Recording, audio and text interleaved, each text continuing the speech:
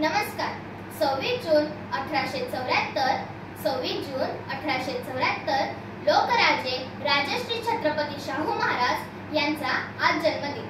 या निमित्ताने मी लोकसंदा रुपेश महाजन इयत्ता 6वी तुम्हाला शिवाजी महाराजांपूर्वी सुमारे 300-400 वर्षे महाराष्ट्रात अनेक संत होऊन गेले.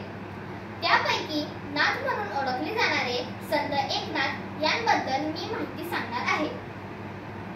महाराष्ट्रातील थोर संत एकनाथ महाराज हे तपस्वी महात्मा होते.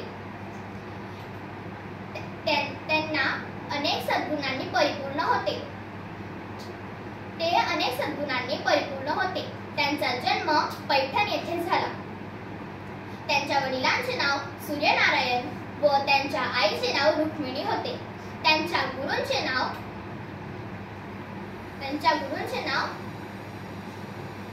जनार्दन स्वामी होते.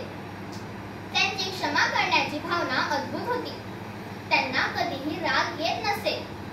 त्यांनी अनेक अभंग, ओव्या, भारुडे लिहिली. कोणताही उच्च नीच भेदभाव मानू नका असा उपदेश त्यांनी लोकांना दिला. भक्तीचा मोठेपणा त्यांनी लोकांना पटवून दिला.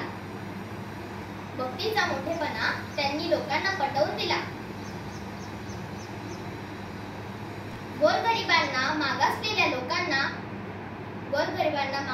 लोकांना त्यांनी जवळ केलं. इतकेच नव्हे तर मुक्या प्राण्यांवरही त्यांनी दया केली. संत एकनाथ जसे बोलत तसे वागत. एके दिवशी ते गोदावरी नदीवर स्नानाला निघाले होते.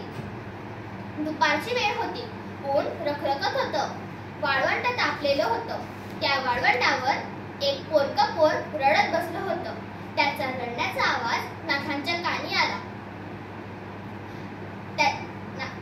त्याचे आई बाप जवळ आहे का यासाठी नाथांनी इकडे तिकडे पाहिले. धावत ते त्या मुलाजवळ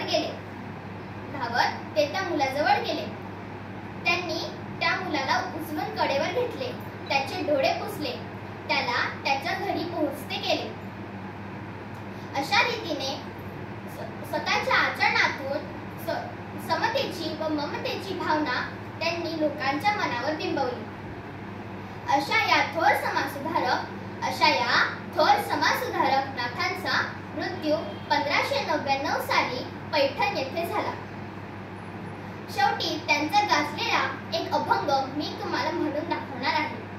विठ्ठल विठ्ठल विठ्ठल विठ्ठल विठ्ठल विठ्ठल माझे माहेर पंढरी, माझे माहेर पंढरी, माझे माहेर पंढरी.